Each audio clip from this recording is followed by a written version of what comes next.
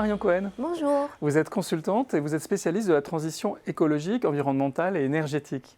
Qu'est-ce qui empêche, selon vous, que la mutation de l'économie aille plus rapidement dans ce domaine ? Il me semble qu'il y a un énorme problème de demande et je vais vous prendre 3 exemples pour essayer d'illustrer ça. Du côté du consommateur, il y a un problème de désirabilité, si j'ose dire, de la transition.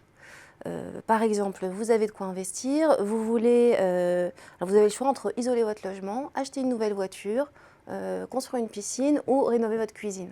Beaucoup de gens vont forcément choisir tout sauf isoler leur logement parce que ça fait moins envie. Du côté de l'industriel, enfin des industriels, des entreprises, qu'est-ce qui va motiver les industriels pour investir dans la transition de leur modèle économique, alors qu'en face d'eux, ils ont un modèle économique fossile largement rentabilisé. Exemple, les voitures. Aujourd'hui, le véhicule thermique a des milliers d'ingénieurs, une R&D qui a des bonnes dizaines d'années, des infrastructures, donc les stations essence qui sont là, des usines, des machines, tout ça, c'est largement rentabilisé. De l'autre côté, vous avez les véhicules bas carbone, électriques ou hydrogène, et là, il y a tout à faire, il y a tout à investir. Et en plus de ça, il faut que l'État investisse dans les infrastructures, les bornes de recharge électrique par exemple, donc les infrastructures de distribution d'énergie. Qu'est-ce qui va motiver l'industriel à investir là-dedans? Ensuite, troisième élément, il y a la demande publique. On pourrait penser que ça serait plus facile de motiver ça et on pourrait penser aussi que ça pourrait permettre d'entraîner la demande de façon globale. Après tout, le patrimoine public doit faire sa transition écologique aussi, c'est-à-dire rénover nos écoles, nos casernes, nos hôpitaux, nos prisons, rénover nos infrastructures de transport. Ouais, mais là, le problème, c'est qu'on nous dit il n'y a pas d'argent dans les caisses.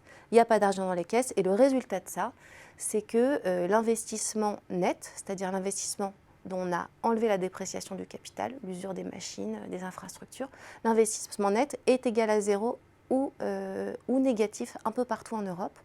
Et le résultat de ça, c'est que... dans le domaine public alors? Dans le domaine, oui, l'investissement public net, oui. Excusez-moi. Et le résultat de ça, c'est que ça donne des problèmes comme le pont de Gênes.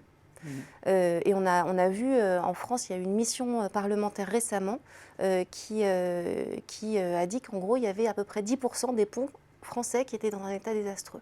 Donc ce n'est pas non plus la demande publique qui, en l'état, va permettre de lancer la transition écologique.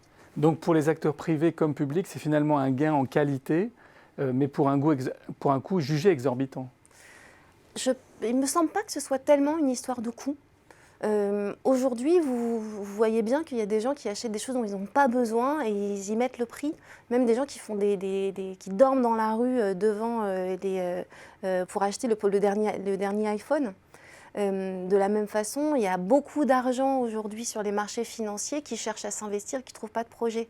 Non, c'est plutôt le sujet de la qualité. En fait, le problème, c'est qu'il faut engager l'ensemble des acteurs économiques dans la même direction. La transition écologique, c'est la rénovation de l'ensemble de notre capital productif, donc de nos infrastructures, de nos machines, de nos parcs de bâtiments, de nos voitures, de nos parcs de véhicules.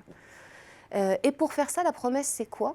La promesse, c'est pas que ça va être nouveau, c'est pas que ça va être...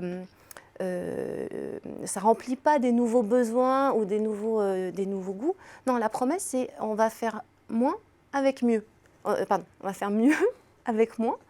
Et donc, ça va à l'encontre de tout ce qui s'est passé depuis le début de la révolution industrielle.